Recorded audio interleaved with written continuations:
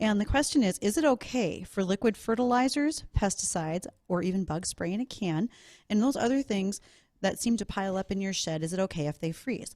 Okay, let's take those just a little bit at one time. Liquid fertilizers generally can freeze. You're going to have to be able to shake them after they thaw because you can have some sediment between the layers, so make sure to shake those up and make sure you know which one you have. Would that weaken the consistency of it? Would the potency of it? Fertilizers should tend to be okay. Now, this is purely my opinion. You also need to make sure you read the labels on everything that you've got to be aware. Dry fertilizers can freeze and they'll be just fine. Liquids, if it was at my house, I would take that liquid, I would shake it to make sure that it wasn't stratified and bring it back into solution before I'd use it. Now, when it comes to the pesticides, I would, once again, you're going to want to check the label. Some things can freeze, but more and more, especially herbicides, are water-based. And when they freeze, they don't go back into solution very well, and they will expand in their containers. So you can have that overflow of them. Those are also important that you make sure that you shake and you get them back into solution. They can start to lose some of their effectiveness over time.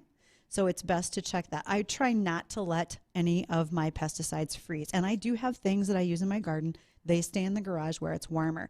When it comes to bug spray, that would be one that I would not let freeze because, once again, your cans can explode when it gets to be too cold, which you guys said it's gonna.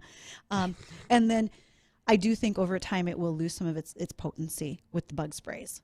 But these are just the things I'm doing off the top of my head. I haven't done a whole lot of extra research on them yet. You know, here's another thing to just throw at you out of the wind. Sure. What about, I have this, what do you want to call it?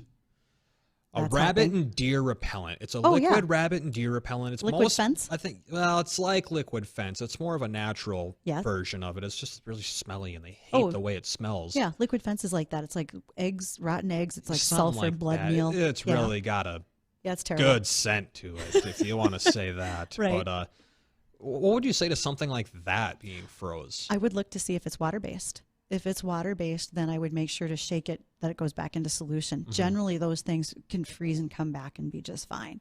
But often you'll see many product labels will say, you know, keep from freezing, something like that.